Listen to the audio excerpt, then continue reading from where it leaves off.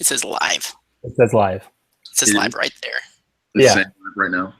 Yes. Yeah, I can see it. It's a great start. Hot start. Welcome to the Mortal Realms, an Age of Sigmar multicast. Grab your hammers so we can clear a path through the chaos and forge our own narratives in the Age of Sigmar. Please like and subscribe and leave us a review on iTunes. Your allies through the realm gates this episode are... I'm Davey. I was seeking Slaanesh and found this shard. Not sure what I'm supposed to do with it now.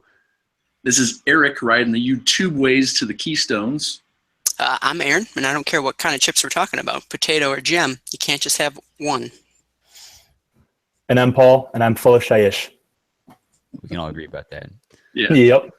In this episode, we are marching across the mortal realms in crusades to find and dominate keystone shards. The Coalescence campaign takes place this weekend, June 10th, a global narrative event being hosted by narrative event organizers all over the world, and we're discussing the story, the global buzz, and what we're doing about it locally. How are you gentlemen doing tonight? Great. Pretty all right. How about yourself? I'm doing good. It's been a bit since we chatted, and obviously we're doing a few new things. Excited to be here.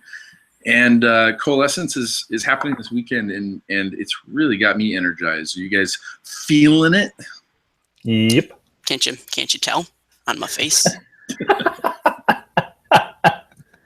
I can never tell about your face. Having been on the planning side of it, we've kind of been talking about it for such a long time. It's pretty shocking that it is almost here. And we'll talk about it more. But our local event, Paul here, is the man behind the wheel for that. And so I'd say as of about 2 or 3 weeks ago, kind of most of my input on the global project was done. It's just been little bits here and there. But Paul, on the other hand, has been doing some pretty monumental amounts of work. But we'll hit on monumental. That. Nice. I like it. So why don't we kick off with a little bit of just ease us in with some hobby progress, and chat a little bit about maybe what we've been doing to prepare for Coalescence or what. So, Davey, why don't you kick us off? Sure. I was in a bit of a bind because I knew that I could not get Kharadron Overlords painted up in time for it, but it was all I wanted. Because you're not that committed to them? You don't really like them that much? Yeah. Wow. There's a lot of boats and dudes to paint. But I was painting. I've got a company done, barring some basing and some effects that I'd like to try out. I like these models so much. Is maybe the first army that I'm not really doing much in or anything so far in the way of conversions, and I'm hoping to use it as a opportunity to do some things like glowing eyepieces or what have you, and weathered armor. Some painting techniques that I've never really tried before. Kind of make it a painting project more than a conversion project. But I had to begrudgingly push them away so that I could work on. I got 10 gore to flesh out the rest of my warband to be going into the Gibbering Dome for Coalescence here, and I've actually been enjoying. I got to roll them out for our monthly game night. My Slaanesh warband had a lot of fun, real nail biter of a game, and it got me energized for that project again. It's a good game when you can be enjoying multiple armies. So nice. Yeah. I guess I'll go. I was going to try and finish up my Stormcast Vanguard. I haven't been on them for a little bit. I had a little hiatus with some orcs with a K.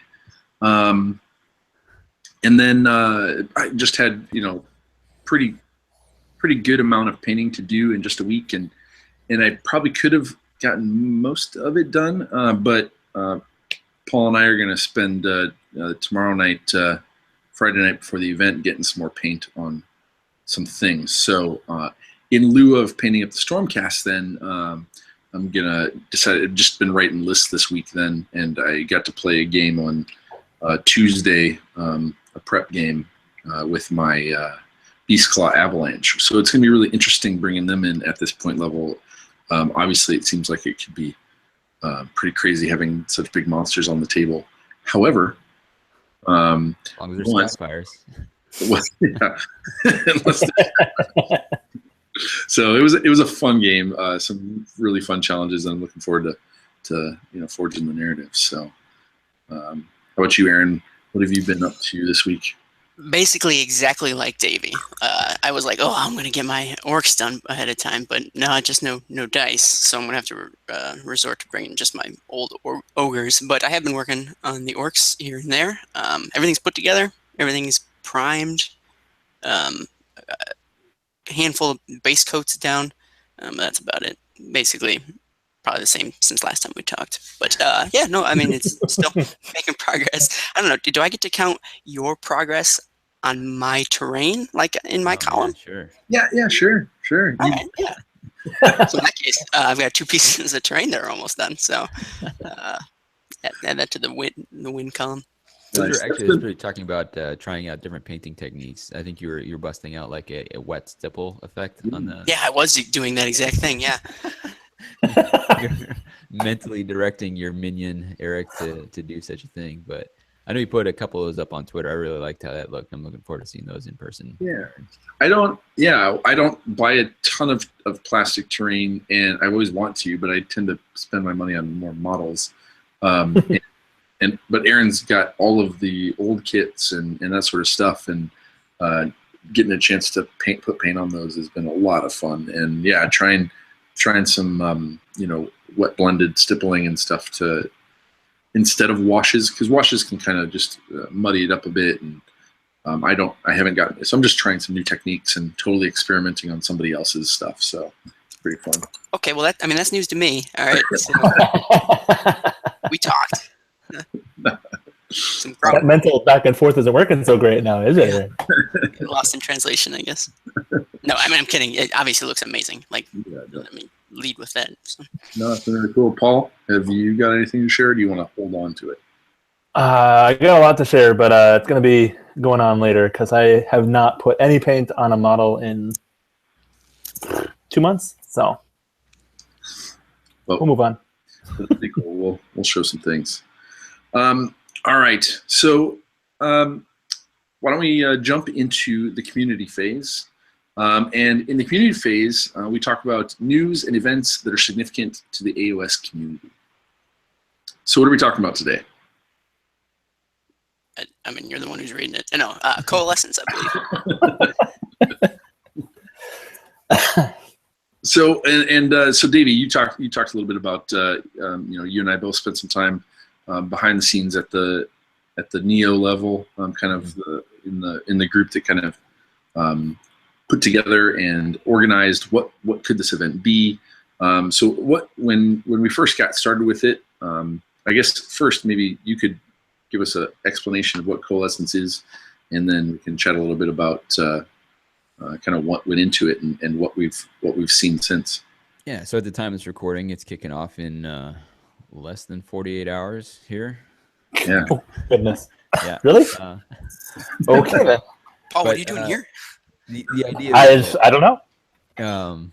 We have got a lot of match play events worldwide, where we were doing some brainstorming about what would a narrative event look like, and what cool things could you do with a narrative that you might not as easily do with match play, or just not even needing to compare the two, but how can we rep narrative play. And you had an idea. We were kicking around with some other people about trying to do a synced global, having a whole bunch of people playing the same event on the same day or the same window. To be fair, my idea was like 2 or 3 stores. Playing, I think you wanted like 8 stores. You were saying like, if we got like 8 stores, we could have 1 for each realm. Like, isn't that? And I was like, man, that's like way too grand a scale. There's no way that's ever going to happen. And so we fell into it with the wrong crowd. Yeah, exactly. Like you're usually like the ambitious big thinker around here, and then we had some people who were willing to just upscale that even more. So every time I try to list off all the people who are involved in the planning, I inevitably leave people out. But for sure, a great everybody you'd expect from the Raw event crew, the Hobby Hammer event crew, Tales of Sigmar.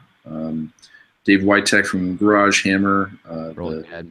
Yep, Elric from Rolling Bad. And then And Aaron Bostian, who has been a limitless font of energy for a constant. yeah, really impressed with that dude. What he's been able to bring to the group. Absolutely.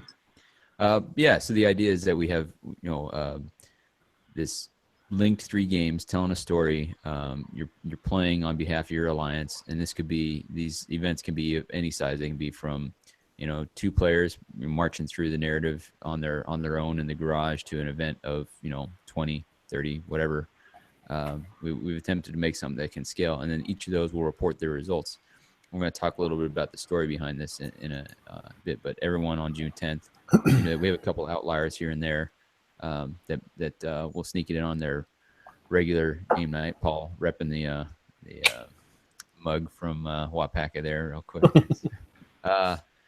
We get all these happening at the same time. So not only are you telling a story in your game, you're telling a story at your local event, and then we're telling a story globally, right? Yep. Internationally.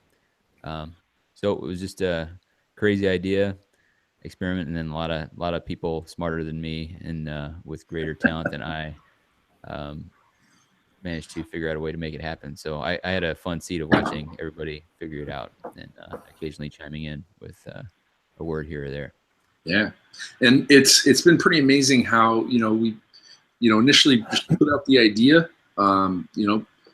People talked about it a little bit on Twitter. It caught pretty good. I think we had like 35 people sign up to raise their hands and say, hey, I want to be a narrative event organizer, run a Coalescence event at a local store or whatever. And then Games Workshop reached out to us and said, hey, we'd like to help out. So the community team and Pete Foley and Ben Johnson and a few other people said, hey, can we get involved? Had a chance to talk with them a little bit. But they posted out on the community page about the event. I think it tripled the number of people who had signed up. It went from like 35 to 75 pretty quick. And I think we're... That's not how triple works. 50-50. Sorry, it doubled. But I think we're, even higher, close to 100, running these days that have raised their hands. Now, it's not looking to organize this and like make it a like we're not forcing people to run it. There's people that have signed up that probably won't end up running an event and that sort of thing. We're trying to keep it loose, trying to keep it easy to manage, and the same for the people who are running the event.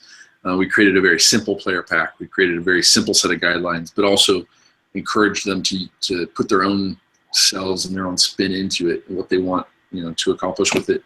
That's been one of the things I thought was coolest about it, right? So we made it so it was you could run it whether you're really experienced or it's your first ever event. But like once it got out in the wild, looking on Facebook groups or wherever it's popping up, people saying like, "Here's what I'm doing with my event," and Paul's going to do exactly that for us. We're tonight's we're going to be here's one example of a direction somebody took it, but just to see people take that idea and it's like a grander scale of what the organizers did when we built this. Like there was a little seed idea and me watching what that developed into, and then once it got out, exposed to so many more people and watching where it could go from there. It's just it's a really cool thing about about this hobby in general, but it was cool to see with this event of where people took it, creating their own flyers, their own story, or figuring out how it fits in with them.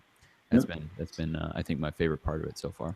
Yeah, for me, one of the cool things is there's going to be a Coalescence event at Warhammer World that I believe Mark Mitzman and Steve Foote are going to be playing, and a few other people. I think Jimbo might be on that one too, or is Jimbo running somewhere else maybe? I can't remember. And then Games Workshop also said that all of the Games Workshop, the Warhammer stores across the world could run the events as well. So it's something that the stores can participate in and use the packs and that sort of stuff. And because they've promoted on the community website, that a lot of the Warhammer store managers and that sort of stuff have seen it and might be running that event too. So what the last piece of it is going to be also something that we wanted to keep kind of loose, like the reporting of the results. And so we'll get to the story of this in the story phase, but in the end, each location is going to have one grand alliance that is kind of risen to the top and has attuned this shard. And so, again, more in the story phase, but they'll have risen to the top and won, quote unquote, the event for their local community, and then broadcast that result over social media with a picture of their player base, whoever attended their event, with the winning whatever alliance won it, and then we'll be able to, just from those posts, collect the results. It'll be a little bit of a data mining thing that you can post on the Coalescence or the AOS narrative Facebook page. Yeah, which I'll probably have to look that up and put that in the notes down below. And then you can post it on Twitter. You can post it on the TGA event and such. And so after the event is closed, we'll get those all together and we'll find out, amidst all of the locations all over the world, which Grand Alliance attuned the most events and kind of affected the global narrative. Right. So it'll be hopefully just easy for people to at the end snap that picture and share it, and it'll create a lot of things for us to kind of share online and that sort of stuff. And so be looking for that Saturday night, June 10th. It's gonna be not quite the same as like New Year's fireworks, but close. Pretty close, yeah. As far as the results, I think we are given a little bit of a leeway for people who might need a day or two to report. So it may not be. They'll start filtering in Saturday night. It'll be like little stars in the night sky coming out one by one. Yeah, it'll be beautiful. See what the exit polls read. See if it's. We'll have to come back on as pundits. Yeah, exactly. Analyze the results. I mean, I'd watch that feed. Yeah. You might be on it. I mean, I wouldn't shy away from giving opinions on it. So, wouldn't shy away from ignoring them. So yeah. So obviously, a huge shout out to all of the Neos that thought of this idea, believed in it, put the energy into it. Gave their hearts and souls to making this something cool for everybody in the Age of Sigmar community to enjoy. A huge shout out to everybody who raised their hand and said, hey, I'd like to run an event. And if you actually do run an event on Saturday, even more props. If you couldn't, that's fine. Hopefully you can take the pack and run it another time. Or they'll hopefully be next year, right? Let's get through this year first. Failure is not an option. Coming from a guy who hasn't lifted a finger, but yeah, all right. Oh, burn. And so just thanks for everybody who's been a part of it. And I'll straight up, thanks, Paul, for running it here locally. Well, thank you. Excited to talk about that more. Yeah, and this is actually one thing here is that we did not have Paul in with sort of the global planning. So he's really coming from a perspective.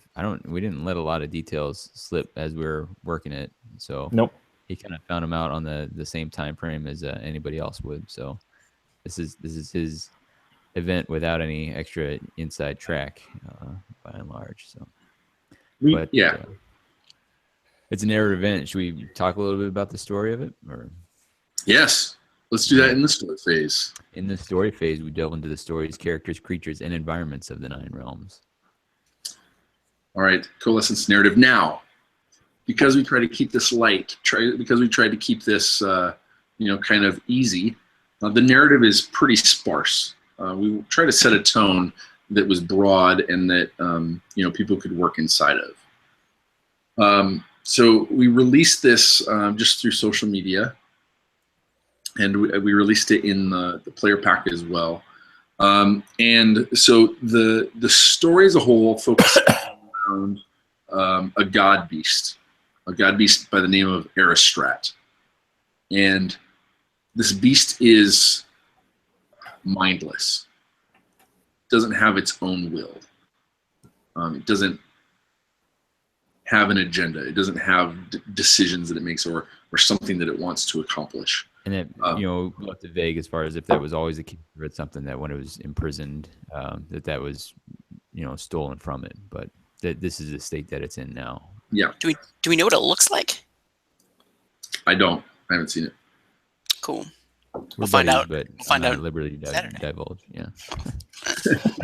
Well, and so this god beast has been captured and locked away in a location that nobody has been able to find. It's you know, lost in legend. It's trapped between realms, and it's the defining feature of what it's been captured in is a key that has been shaped out of a type of crystal or gem, and that gem locks it in place. That you would have to perform such a deed to unlock it, that in order to let the beast out. But the wizard who trapped him there, I don't know if we named the wizard. Lost in the mists of time. Yeah, I mean, he's probably has a name, right? Maybe. And so he locked him in the diaphanous, or he locked him in the citadel of Karsaroon, and used the crystal is the diaphanous fastness. Crazy AOS5 names, if you ask me. What is a fastness? Like a hold. Oh, okay. Place of protection. Castle. Specifically, yeah, somewhere where you would consider yourself safe. Sure. Yeah. Great place to put a god beast, I hear. There you go. So, but in order to not only, you know, lock, you know, it's kind of like you put it in a lock, or he locks the cage, he puts the cage in a box, and he throws the box down a dark hole in between realms. Yeah. But in shaping this lock, this gem, whenever you shape a gem or cut a gem, there's little pieces, little shards, little cuttings, Chips, maybe? chips. Right? And these chips have spread all over the place, all over the realms. And obviously, humanity and all the different races of the mortal realms, they see shiny things and they want to have them. And so what did they do with those? They've been placed throughout the realms and then almost disguised, or their original where they've been placed. Their original purpose has been forgotten or lost. So they're in these landmarks and places of importance. Somebody's obviously put them like in eyes of statues, right? Like that has to have happened. Definitely. Yeah, I imagine like some people formed religions around some of these things, right? That maybe there's, you know, the mistiness in them, and they're kind of this they change colors, like it's got a crazy property to it. Some people probably don't even understand what that is, right? It's like an AOS mood ring, basically. Ew. What were the shirts that changed colors? That's exactly what it fucking is. Yeah. Oh, wait, we can't bleep these out. No, No, that's not bleeped. Oh man, we've graduated this show.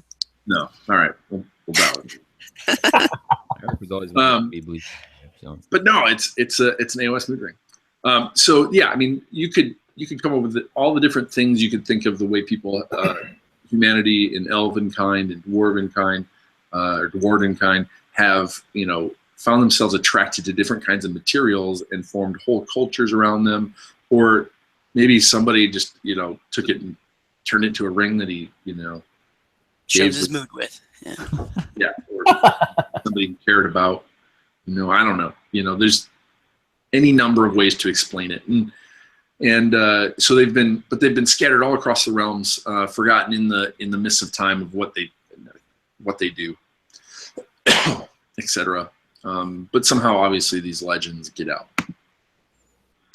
and so with this, then, with the discovery of what maybe the connection of these shards are. What happens, and what people don't know at first, is that these shards are a part of that that diaphanous fastness, that main key that locks Aristrat away. And when by, how do I put it, the key to unlocking the key is to attune it to one of the Grand Alliances, but it's lost. But it was discovered that when any one of these shards is attuned, that it may have a resonant effect with the key that holds Aristrat. They're still linked back to their parent, basically. Yeah. And so all these crystals, wherever they are connected still, even though they're in chips.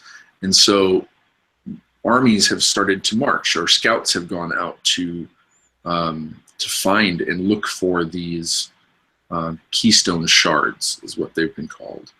And if they can go and find the resting place of these shards, again, found in every imaginable place that, you know, the mortal races could possibly put them and incorporate them into their lives and culture. And if they perform heroic deeds, not necessarily in the good or bad, then they can turn these crystals and attune them to their god, their alliance. And so when the Chaos, Dreadlords of Chaos, attune a keystone shard, it would turn a deep red. When the forces of order attune a shard, it becomes a pure light. Right. Deathlords of Nagash turn it an amethyst purple color, and the forces of destruction, it becomes a green. Violent green. Yeah. And so so now these armies are marching, and on Saturday these armies will have located, and these shards, and battles will begin to rage in order to prove themselves worthy and the victor of attuning that shard. And it's pretty good coordination that all the armies showed up at like the same time. Like, yeah, that's pretty awesome. That's cell phones or something. Yeah, it must have. ISO realms and cell phones. How do you call them? a wizard did it. Well, so that portals. That's the thing, though, is that they've all got to be. It's probably some weird thing. They may not all be happening at the same time, right? But time in the realms are kind of compacting it into June 10th. I mean, but wow, I didn't know we had the same calendar in the Mortal Realms. This is awesome. All the alliances are working on attuning, trying to get most of the shards in their favor, but they're all looking for a different end result, right? So for instance, death is looking not to control it but to kill it, because this is a god beast that spans multiple realms. It's like essence, and you release that much, that powerful death would release a huge amount of death magic, which is what Nagash is looking for. There would be one big soul. Yeah. The Chaos is looking if they can corrupt the soul of this, and that's basically like a conduit of corruption across the realms. This corrupting influence that taint the water table, basically. Ain't my problem. Nice. We're not gonna take that pun anywhere else. Yeah. Order is looking. They've learned their lesson from the Realm Gate Wars, where God Beasts just did incredible destructions. They're looking to put the beast back to sleep, and settle it, and have use that as a calming, stabilizing influence. And destruction just wants to wake it up and let it loose and watch it kick over some cities, and yeah, trail behind it, just hooting and hollering. Yeah, exactly. Ride on it. Who knows? Surf it. Yeah. Right. A Maw Crusher, which is surfing on the God Beast. Nice. Maw Crushers can surf? That's amazing. Well, anyone can surf. Yeah. If you have a big enough board. Nice. That's a guiding philosophy right there. Yeah. That's how I live my life. Yeah. So I had, Wisconsin. yeah. Go to Sheboygan. You can surf there. Yeah, I guess. I had a really interesting thought, actually, on this narrative. in my head, the way that it kind of worked is that Aristrat is able to communicate somehow through these facets, right? So it's actually him communicating with all these different facets. And the thing that actually signifies that they are part of this diaphanous fastness is their right? And I guess in my head, the vast majority of these shards are actually in control of one of these Grand Alliances already, right? But nobody knows it because they never change color, right? They're in control of some death hold, but it's always purple. It doesn't change color, so nobody knows that that's actually a shard of the diaphanous fastness. Sure. Head, the places that all these people are converging on are actually places where the people who knew what it was have been killed or slaughtered. And the people who slaughtered them didn't know what it was that was left there. And so everybody's converging on these abandoned locations because they're the only locations where the shards are not attuned. Yeah, so like there's a shard that was held by a devoted of Sigmar, church, and it was always shined a pure light because Sigmar's people were the only ones around it. They got slaughtered by destruction, and it turned to green, and everyone's like, "What the?" And they figured it out, right? Like, oh, I've seen crystals like this before. I've seen something like this before, and so word spread from there. That's interesting. It's wrong, but it's interesting. Just kidding. No, it's a cool idea. I like it. What do you think Aristrat looks like? How would you imagine him? Big badger. Huge badger. I think beavers are way more destructive than badgers. Possibly. They got that big tail, Yeah, I don't know.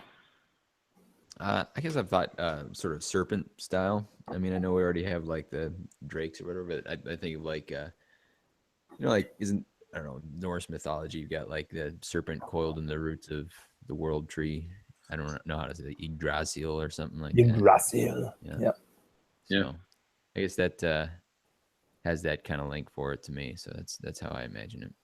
Yeah. I think I imagine it kind of like a minotaur or a bull in a china shop kind of thing at one point. Sure. Nice. Aaron, what are you thinking? Kool-Aid Man? I can't hear you, Aaron. You got yourself muted, buddy. Oh, I do have myself muted. I'm thinking serpent too, so Davey sort of took mine. But like, yeah, something flying sort of in the air, impossibly long, very large, a lot of teeth situation. Perfect for surfing. You could go cosmic horror with this as well, like little elder god sort of thing, Sure, yeah. Formless horror. So yeah. So yeah, you can. And that's the thing is, you could. Yeah, this story has one of my favorite things about the Age of Sigmar books and the campaign books is just dropping little titles and little things that could mean anything. Like Aristrat also sounds a little vampiric. Yeah. So it could be something that just goes around, like just absorbs, the souls of things, or maybe the magics out of. So it could be a giant Morgul, Or if we're dealing with like gems and stuff, it could be like a golem of some sort, like made of crystal and stuff. Yeah, that'd be interesting if the diaphanous fastness was its heart. What? Yeah. Ooh. Yeah, that'd be cool. Probably wrong, but so like literally you're just finding pieces of its heart. That's kind of creepy. Well, yeah, I mean, somebody chiseled away its heart. This is the point, though. Like you can build something like this that remains wide open, so that anyone wherever they are can take their own.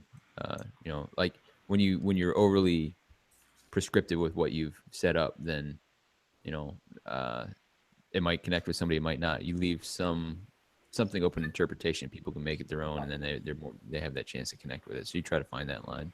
Yeah. And it's like you're saying, it's one of the things that, particularly in AOS, but in the past, I've enjoyed is when those little hooks, giving you some way to think about it and explore it on your own, rather than have it listed out as a history book of this is exactly what this is and this is exactly what that's the stuff that interests me least. So keeping it open is pretty sweet.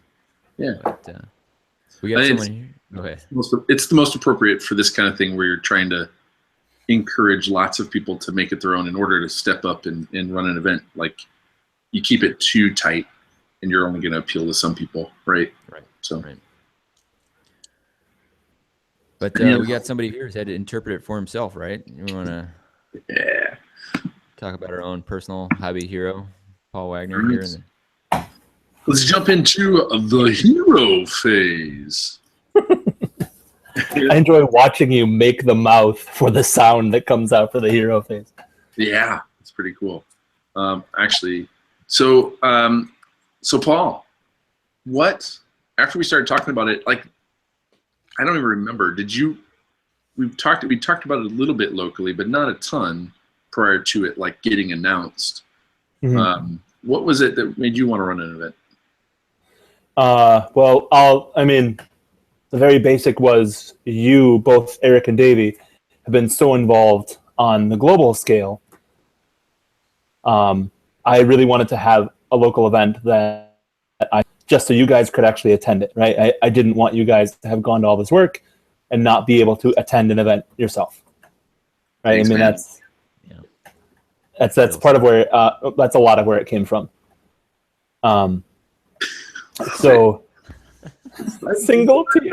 I mean, I wanted you guys to attend an event too. Me too. Very strongly, yeah. Did you? I could feel it. I could feel Whole it. He wanted bunch. to win some games, so that's why he's showing up to it. That's true. It's an ego boost. Well, Aaron had been helping with the game nights, and Paul was kind of like, "What the fuck are you doing?" No. So anyway, yeah. So it just kind of started out with what exactly was possible with what we had. We're actually running the event at a local board game store. It's called I'm Bored. So it's not technically in Madison. It's actually in Middleton, which is very close. But the benefit of that is that there's no cost to running the event there. You run an event at a local game store. You don't have any upfront costs, which is a really nice thing that we have. And so once I decided that we were going to run the event, there was definitely a lot of thought put into exactly how that event was going to be run. And there's two major things to thank. And again, one of them is Eric. Eric actually helped to organize a local event here, or a local campaign, excuse me, here in Madison, where we basically AOS-ified the city. So we took locations around the city and translated them into the mortal realms and played games based in those. So, Eric, do you remember any of those locations that you were kind of talking about? yeah. So that was our Annihilation of Haish campaign. We were all building our destruction armies, and we were playing as kind of our own escalation league. We don't need to go into any of the shaming that happened. There's a lot of shaming. But yeah, we had finished. there was the 18 nests or the Stardrake nests. What was that called? So it was a golf course called Hawks Landing, and we turned it into the Like an area or something, yeah. Yep. Yeah, There's Epic Systems is a big campus here in town, or big medical software company, and so we called it the Library of Epicuridimus or something like that. So yeah, we gave them a bunch of AOS-ified names. We didn't make it to the downtown though. No, but that was in the plan, right? That was unscathed. When we started the plan. That was the idea, is to get down there. Well, our whole story was that because we're destruction armies, we just go to these. So we're in Haish, this beautiful place, right, of light and knowledge and all that kind of stuff, and we're just going to go in and break all their toys. Yeah. Yep. It was a fun way of doing it, where there's no it's not like capturing terrain. It's just who gets to be the first one to kick it over. Just raising it to the ground. Yeah. This was me. Yeah, I did this. This was me. My footprint. And Eric, how many ogres did you run? Destroying my poor little goblins. Yeah, that was a lot of. We just Ogres eating goblins was nice. It was good. It tastes like chicken. To move on from that, what it really awoke in me is that thought that I think, which is you walk by somewhere and you go, it'd be really cool if I could make a battlefield that would kind of match this place, right? Or this area. I think it's something that, like I said, everybody has that idea. And I've had that idea kind of knocking around in my head for a while. And there was actually a podcast. This is the second shout out. So Chris from the Black Sun did a podcast with Bishmeister where he talked about talked about everything about him. So what made him tick as far as like AOS experience, etc. And one of the big things on there is he talks about how he does architects models. And he talks architects models. And this material is called expanded PVC or PVC foam is another term that you might hear for it. And I was very intrigued by the idea of being able to use this material because it sounded a little bit more flexible than plasticard. And I've always been interested in that aspect of the hobby. So I ordered about enough material to make 3 tables, just to kind of get an idea for how that was going to work out. My background itself is that my dad actually was a woodcarver for the vast majority of his life. So he taught me how to woodcarve when I was about probably 8 or 9 years old.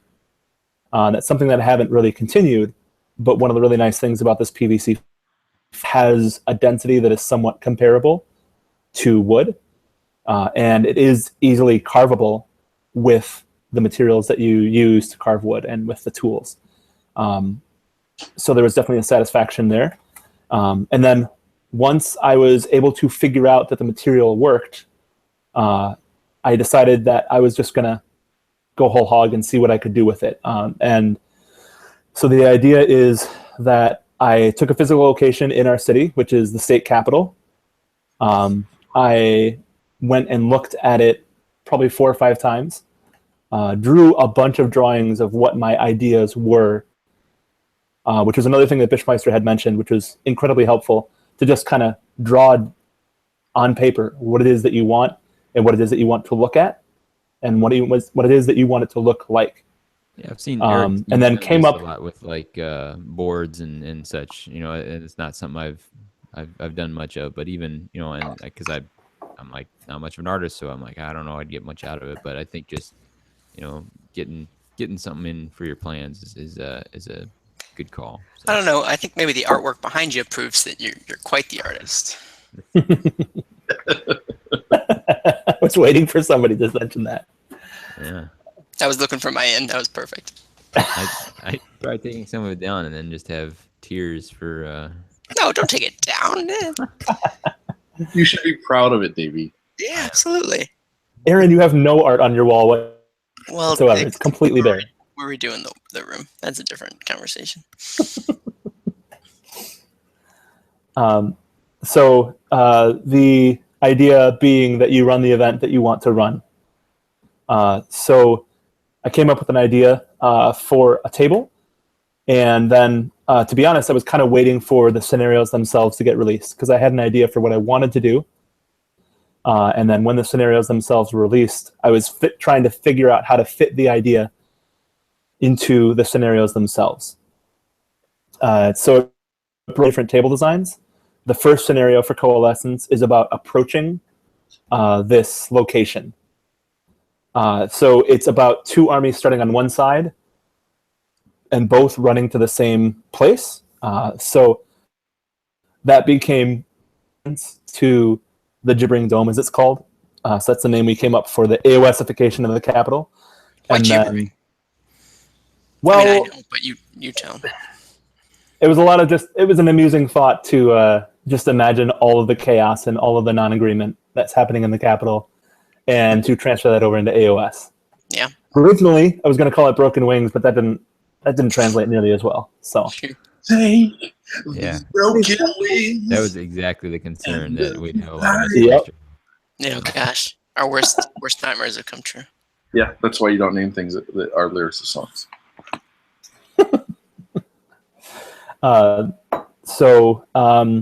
From there, then it was a basic idea of how to break down the architectural elements of the capital into something that was actually possible to make.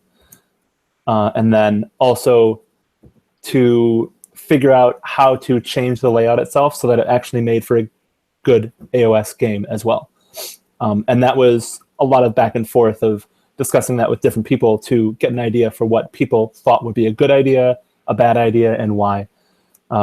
So the first scenario is the approach to the capital. The second scenario is actually going to be running through the halls. And then the third scenario is actually going to be basically an elevated platform in the center of the capital itself, as it were, under the dome. So to note at first, one of your first drawings and thoughts was that it was going to be like 4 pieces of terrain on the tables, like on not on all the tables, but on 4 tables to represent, because our capital is kind of a dome in the middle, and it's got 4 wings coming out like an X. Right. Yep. And so you're going to do just that, and then claims on that. It changed. Yeah, and then the rest, the rest of us would be, the other tables would be people playing like not quite in the thing itself, right? Yeah, around the capital. Yeah. So what made you decide? Was it the material? Because now what defined the goal that you've set for yourself, and I mean that you've accomplished it. In my opinion, we've still got some things to do, but what was it? Went from 4 pieces of terrain that looked like the halls, each of the wings of the dome, to what you have now. And can you describe what you've set upon? So basically, instead of the idea of building 4 pieces of terrain, the original idea was to make a hallway, and then to have 2 elevated sides on either side. To make I really enjoyed the idea of having separate levels on a playing table itself. So that ended up turning into the second table. And then once I was actually breaking down how I'm going to make these tables, the actual material cost for the tables themselves is breaking down to somewhere in the neighborhood of I could remake these tables for about $20. And once I realized that was a possibility, I was like, well, if I can make these tables for $20, that's an amazing, that's an amazing savings on pretty much anything. And also, it was just I don't have a large amount of storage, so there was a large concern of how am I going to store all going to work. And in the end, it meant that because we were going to be running 3 scenarios, I couldn't make a piece of terrain that's going to be solid because, for example, there are 2 2x2 foot squares that are in the center. Now, the table itself is not going to be played on a mat. It's not going to be played on Realm of Battle board. It's actually going to be played on this expanded PVC that's been carved to match some of the elements of design that's in the capital itself. You've made 4x4, like 7 4x4 tables where basically you've recreated your own Realm of Battle boards that resemble the marble tiling and construction of our capital. Yeah, at the end of the day. Are you insane? What am I doing spending hundreds of dollars buying Realm Battle boards when I can just come to you, man? Like Paul could literally build anybody a Realm of Battle board by carving PVC. In fact, Paul will literally build anybody a Realm of Battle board. It'll be about $100. At shard. $200. $200. And it'll be personal. Yeah, no, it kind of exploded into a whole lot more than I thought it was going to be to begin with. But at the same time, it just, like I said, my dad was a wood carver his whole life, and being able to do that carving again, it just became a very satisfying thing. Yeah. And I made a very conscious decision at the very beginning of this project to not attempt to go over what I knew I was capable of. So to a certain extent, and this is giving a little bit away, but I bought an Architect's T-square, the tile pattern, and attention span sometimes can wane. I can definitely have the energy to keep something going, but paying attention to the little details can be a problem. I started with the first tile that I built. I tried to make the squares exact, but each square is 2 inches wide because it's the width of the T-square, and each, so I would call it, is a 1/4 inch wide. So if you take a 24-inch board and you go from one side to the other, you end up with an irregular shape. Sure. So the first time I tried was on the left side, and I'm like, well, that doesn't work. So then the other side that I carved, I was like, oh, I could actually do this in the middle. And then that compensates for my non-exactness, as it were, because then I have 5 regular squares, one on the right side, one on the left side, and then the space in the middle between like 3 and 4 inches, but it's like 3 7/8 or 3. I'm not going to be very good at measuring that. So I based all the dimensions on this basic tile pattern and then broke them down from there. And once I was able to get an idea for what the 24 by 24 was going to look like, then I had to approach the 12 by 24 pieces that are actually going to be the elevated sides of the hallway and come up with a different design. Part of it also was to simplify the design of the Capitol down to the point where I knew I could make. So for the 2x2s, I've made 14 of them. For the 12 by 24s, what's 4 by 7? 28. So I made 28 of those. Yeah, I think some of this dimensional stuff is probably pretty hard to picture for somebody who can't, look at it or who's listening right now. But suffice to say, like, when you're done building this, it was literally, you're sending us pictures, and it was like going from, like the table up to the ceiling of terrain stacked up. Like, you were literally building enough miniature walls that you're building an actual wall in your house. So that was they actually don't fit all the way up to the ceiling. But one of the cool things you kind of touched on here is that you'll be able to use these to kind of construct a new setup with the boards each time, right? Like, so we'll play game 1, you'll have them set up for that first scenario, and then people will step away for lunch, you'll change them up so that we got a different setup for the second, and all that sort of thing, right? Definition of modular, really. Yeah. And again, like Davey pointed out, it's kind of hard to talk about because I've been working on it for so long. I have all this stuff in my head. And it was such a physical thing, and that was part of what kind of scared me. So I set a lot of like goals for myself. Originally, I was going to have the minimum goal be to make 4 4x4 tables. And then I'd have the 4 wings, and that would be fine. But then once it became apparent that it was actually going to be able to be more than that, I was like, well, if I have the time, I'll do it. And I ended up finishing yesterday, which, for the construction, which I'm still a bit flabbergasted that I actually managed to finish it. Yeah, I only realized, like, part of the way just how many, because for a while I thought you were still doing just the 4 tables, and all of a sudden I was like, oh my God, like, I don't know if he's actually mathed out the time on this. I don't know how that's actually going to be accomplished, but I figured there was always the bailout of the original idea if you couldn't get there. So Eric, are you able to take over the screen? I don't know if you're doing that right now. I mean, maybe you are, but I think he's broadcasting pictures right now. Yeah. Well, and I also have been documenting pretty much every picture that I've been taking as well on my Instagram account. So if you go to PJ Shard on Instagram, you can see from the very beginning how everything actually works out. And to be honest, I've never actually set up one of these tables complete. How could you from beginning not? to end? I didn't have the materials. Right now? I know. To be honest, I definitely thought about it. But at the end of the day, it's going to be an immensely satisfying thing to set them up for the first time, actually at I'm bored, and get that all kind of taken care of, as it were. You so sentimental son of a gun.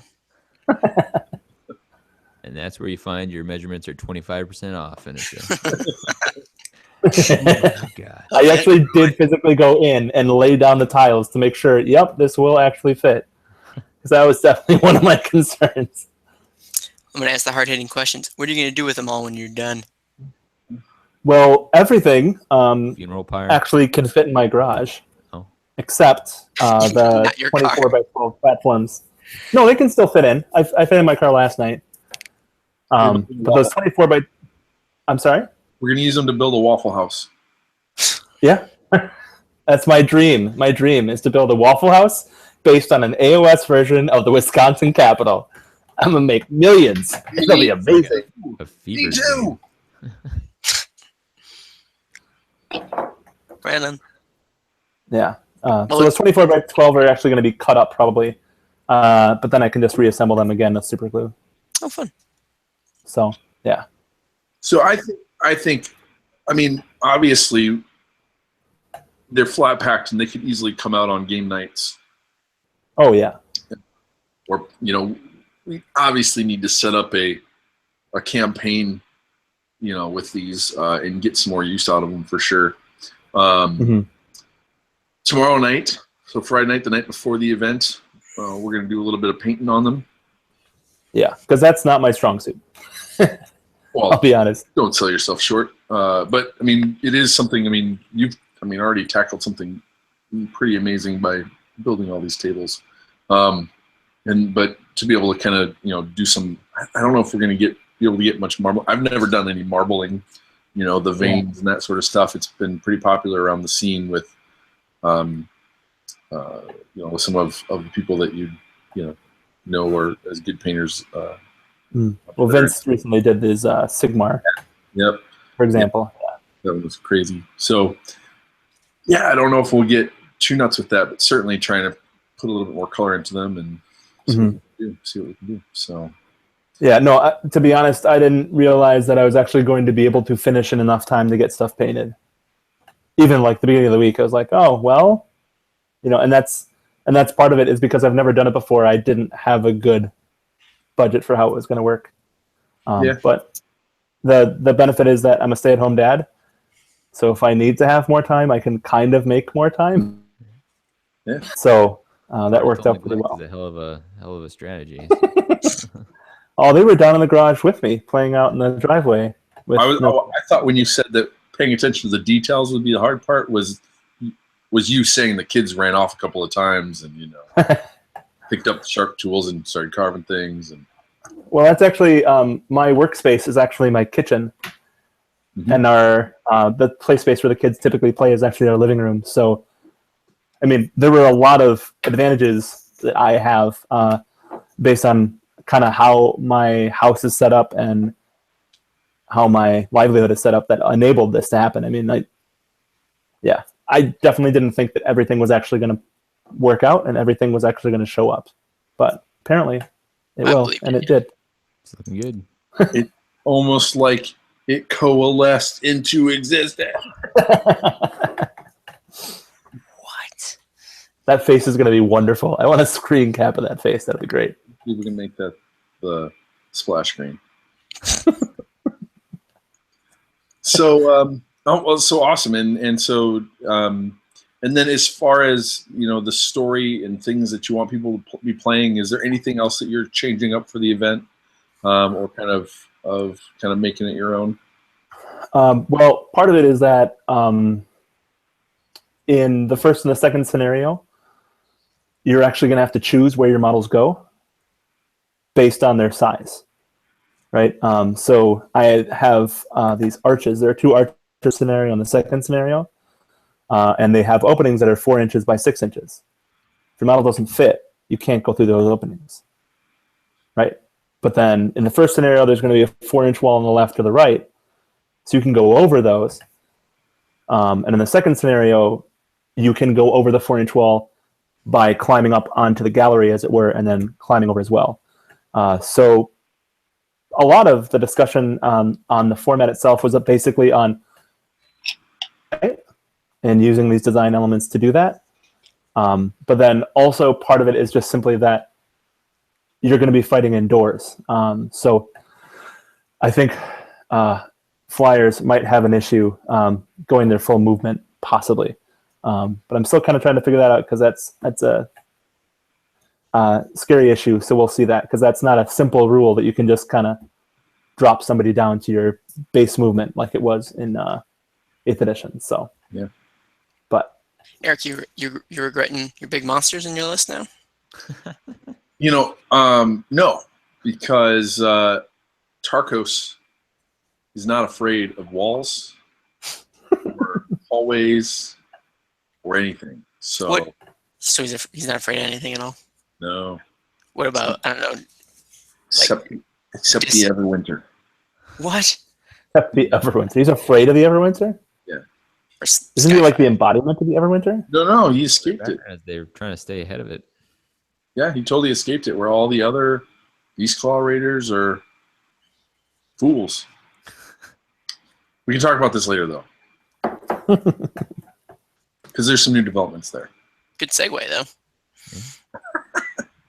Yes. So should we?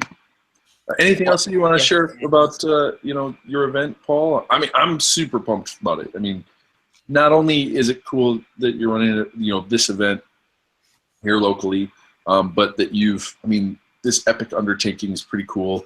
I mean, to walk in, to be able to go in there. I wish I might not even help you set up, just so that I can walk in and see it for the first time.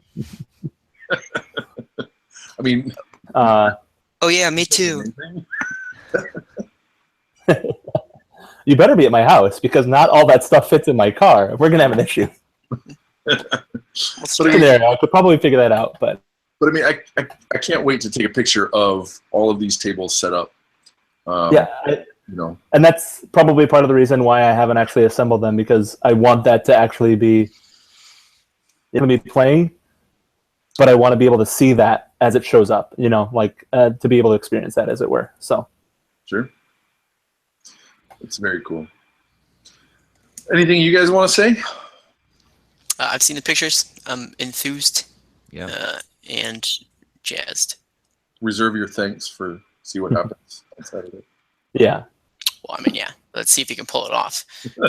I'm sure you can. No pressure. That's a good lot of pressure, man. I have high expectations. Continue. No, we talked about the different ways people could take it. And Paul chose to pour a ton of energy into making these custom tables, and some people have done it by.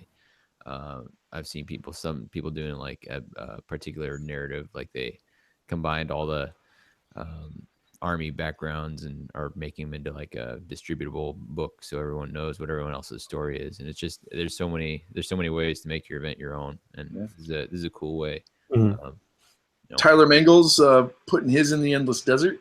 Yeah, I saw that. Yeah, whole like his own. He's got more narrative written for his local event than we wrote for the global. And then, Sean Houghton from Hobby Hammer is running his event as a skirmish event. So instead of bringing 1,500 points to start, he's starting a skirmish point sizes and rule sets, which is really cool. Is he still going to get smaller, like from a skirmish? I believe so, but I've not been able to. I've only peeked at his pack. Sure, that'd be cool. So I mean, yeah, things like that are just it's really cool. Obviously, those guys are Neos. They were part of the global event, so they kind of had probably their mind churning. And we'll talk about it after the event too, about how we had so many amazing creative people giving input and trying to homogenize that down to a simple thing that everybody could kind of grab onto. It's cool seeing them take some of their own ideas that they had that that they wanted to make the big event into and make it into something different and use that in their local space. So yeah. All right. Well, it's cool. We're all excited. It's gonna be awesome. So why don't we jump into the campaign phase? In the campaign phase, we explore how the plastic hits the table, rule scenarios, new tactics, and narrative campaigns. Well, don't sound excited for it or anything. Why do you hate campaigns so much, Davey? Why do you hate Davey so much? Come on. Well, I mean, the list is very long. He doesn't want to have one of those weird screen caps where his face is hugely expressive. They're terrible. They ruin your reputation. Yeah. What a reputation it is. Sterling. So in this case, for a narrative event, we're thinking about it like, when our models hit the table, we're going to talk about why our models are hitting the table in this narrative campaign. So we're going to give some of the Paul obviously is running the event, so he doesn't have a force in it, but Eric and Aaron and I are all running with some of our forces, and we're explaining why they're involved. So Eric, why don't you kick us off? What brings Tarkos Nidlord to the? All right. Well, partially because he was painting. I mean, no, wait, no. Let me get this into his head. So Tarkos, in his origin story, he left his Frost Lord. He was a Huskard, and he still is a Huskard. But he left his Frost Lord because he always had these schemes for how they might escape the Everwinter. And if you don't know, the Beast Claw raiders are there's a curse upon the very first Frost Lord, and now this Everwinter chases every Beast Claw raider and tribe, and so they're constantly on the move. They're constantly in a caravan trying to outrun it. And Tarkos had the idea. Well, every time I gesture with my hands, I jiggle my camera. Tarkos had the idea that he thought he had some plans for escaping it once and for all, and his most recent. And the origin of the army is that he took a band and he escaped. They found a realm gate into the Endless Desert. And what better way to fight the Everwinter with the Endless Desert than with the Endless Desert? And so they had escaped into there. Once they got there, if you've seen the army, their particular beast didn't quite survive the desert very well, but as they came into the realm gate, they saw this meteorite, the shooting star, come down and explode over the horizon, and they chased it down, and it was these bugs, these bug things. And so there was this big battle where they just clobbered and punched and chewed and whatever each other, and eventually came this kind of symbiotic relationship between the two. And I used Tyrannid models for my big monsters and little monsters, etc., along with the ogres. So they've had some time at the point of this. They've had some time in the Endless Desert, and they've come across a lot of things. And he's been very confident that he's escaped the Everwinter, but it might appear as though the Everwinter has caught up to them a little bit. And so hearing about these keystone shards, this sort of thing, he wants to fight, curry favor with Gork by helping unleash this beast, and maybe this beast could eat the Everwinter, and he wouldn't have to deal with it. Doesn't really make that much sense, but he's an ogre, so whatever. Everything ends up with eating. So maybe I can have this thing eat something, and it'll be good. So that's what Tarkos is coming out with. He's coming out on his Stonehorn, his stone effects, and then he's bringing his Beast Rider. He's got a Beast Rider on Beast Riders on Thunder Tusk, Thunder Specs, and then got some Mournfang, some Yetis, some Frost Sabers, a Hunter. So the only other hero is a Hunter. And of course the Skull Formation.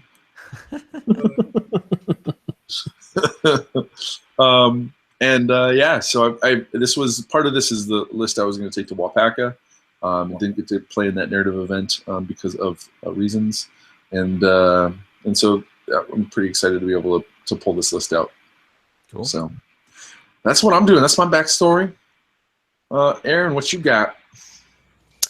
All right, so I'm going to play ogres as well. When you think like the ogre power list, what do people play these days? Nobody plays it. That's not true. It's Beast Claw, right? Yeah. So it turns out in the Mortal Realms, that's the case too. The strongest ogres are the Beast Claw ogres, and I mean, there's other ogres out there, and they don't like the fact that Beast Claw get all the attention, that they're the strongest, and they have all these beasts associated with them. So my general, what's his name?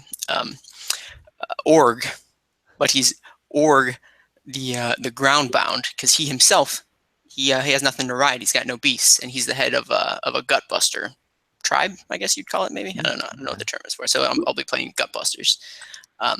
Would that be gutbusters.org? I like that. That's good. You're on top of your game tonight. I appreciate that. So he's a butcher, and actually remind me, there's no like mages in the Beast Claw like book, right? No, Right. mages. Yeah, Because they don't need him. He had no place there. They wouldn't pick him up, and that kicks him off. He's not a big fan. So he's leading this band of foot slogger ogres. Everybody's sort of relegated to walking on their own 2 feet. And he hears that, oh no, there's this god beast available, and what better way to one up those gosh darn beast claw raiders is if he were able to get his hands on that god beast, maybe ride it around, maybe surf it. I don't know. He hasn't thought that far ahead. He's an ogre. And so he's convinced these other ogres to follow him in his quest to not necessarily appease Gorgamork or anything like that, but to get his hands on that beast. I don't know, maybe take over the Beast Claw Raiders, supplant whatever their leader is. I mean, there's an original Frostlord or something like that, and usher in a new age of beast associated ogres, whatever. But to convince the rest of the ogres to follow him, though, Right. he wants the beast for himself, so he has to convince these other ogres to come with him. He's convincing them that when they find Aristrad, that they're going to eat him instead. But that's not his plan. He's going to yoke him under his will and fly around. So you're telling me that he's goaded his ogres, his Gutbuster tribe, into joining him by bribing them with an all-you-can-eat buffet? Basically, does that surprise you? That's fantastic. Yeah. I believe Davey's up next. Hit me with some fluff. Yeah, so I got the Shrieking Requiem is the name of this warband. There's the 3 different factions primarily within the followers of Slaanesh these days, and one of them is Seekers who are attempting to find their lost god. There's some who are like, it doesn't matter. There's some who are trying to replace her / him, but mine are doing the seeking thing. They're trying to find their missing god. Well, Lady Tatsil, the Marquise of the Shrieking Requiem, she's been leading these expeditions. She heard about this tale of this massive sleeping entity that needs to be unleashed, and makes the incorrect conclusion that, or maybe not, but that this might be Slaanesh. So she's doing her part to do that. And if at some point she realizes that it's not, then it still ends up being a good bargaining chip. If she, she can earn some patronage with some other followers of Chaos, and use that to gain more information. Trade it to Azinch or the Skaven, get some juicy deets about what's going on. So nice. I like this. I approve of this conception that Aristrad might actually be Slaanesh. That's awesome. So that's her theory. So something has been jailed between worlds. So nice. Man, it's gonna be so good. How many we got? Paul, how many players are signed up? At the moment we are at 14. That's so awesome. About the max for the space. And the goal is to have everybody have a little bit of background, right? Mm-hmm. Okay, good. I want to know who I'm piling up on. I want to be able to call him by name when I'm bagging on him. It'd be interesting to see where our split is, because you 2 guys, Destruction, and I know we've got at least 1 or 2 more, which you're already up to like a quarter to a third of the field being Destruction. So yeah, I'm a little unsure, but because we just had a switch out with one of the people dropped and somebody else piled in. So, but yeah, we got a decent amount of chaos. I don't know if we had any death, but I haven't. To be honest, I've been so consumed with the building, I haven't paid attention to much else. Well, that's part of this, that people can like pledge different allegiances, right? Regardless of what the army is. Sure, yeah, you can come with that, and on the day of, you can pledge towards someone else. I mean, I wouldn't do that, but someone we also built in a mechanic. So so that if you did have a lopsided and people wanted to play what they brought as the allegiance they brought it, there's an underdog mechanic. This was way before the skirmish underdog stuff came out. But just basically a mechanic that gives whichever alliance has the lowest number basically of players is going to gain bonuses on the score, because you think about, if the shard is resonant to heroic deeds, then the alliance that has the least kind of backup, everything they do is going to seem more heroic against such great odds, right? So there's some mechanics in there to help balance the imbalance. It's a little bit. Yeah. No, and it'd be fun to see how it works out on the day. I'm pretty proud of that mechanic. Actually, that was some brainstorming with Aaron. He came up with some of the feats scorecard idea when we were sipping on some beers. So it was a group effort. Yeah. Yeah, but that was I remember the thing clicking into place. So I'm excited. It ended up being kind of a scalable way to. The trick is, you want to tell the story, but an event like this, there's no guarantee you're going to have equal teams, and We you saw that with the summer campaign last year, right? Yeah. A little bit. I imagine that contributed to the fact that Order cleaned house, but yeah. Right. Yeah. So looking forward to playing it. Looking forward to hearing about other people's events elsewhere. It's gonna be a fun weekend. So there's a Twitter hashtag, right? Like if I want to follow it, what is the hashtag? Oh, CGNE 17. Yeah. Right on. Coalescence Global Narrative Event 17. I just wrote it down. We're good. I'll provide that in the notes below, and in the show notes as well. All right. Awesome. Anything else you guys want to share before we go? I loved that pulling up the phone and fake typing. That was amazing, Aaron. That wasn't fake typing. I'm just really good at typing and not looking. By touch, right? Yeah, I don't know. I'm a millennial. That's what we do. Keyboards like this.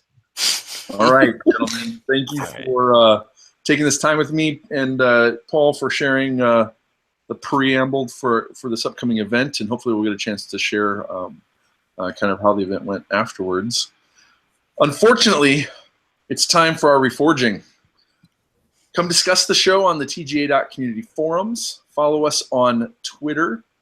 Like and subscribe down below here on YouTube, and review us on iTunes. All of that goes a long way to helping others find our show and diving into the stories of Age of Sigmar. Lastly, if you want to support the show, we have Moral Realms status tokens available as a free do-it-yourself printable download, or for $15 plus shipping, you can have 60 full-color, high-quality laser cut tokens to help you keep track of your synergies on the battlefield. Find the links in the show notes and comments below. Looking forward to playing you guys on Saturday. Thank you, everybody. Say that now. All right. Adios, everybody. Bye-bye. Bye.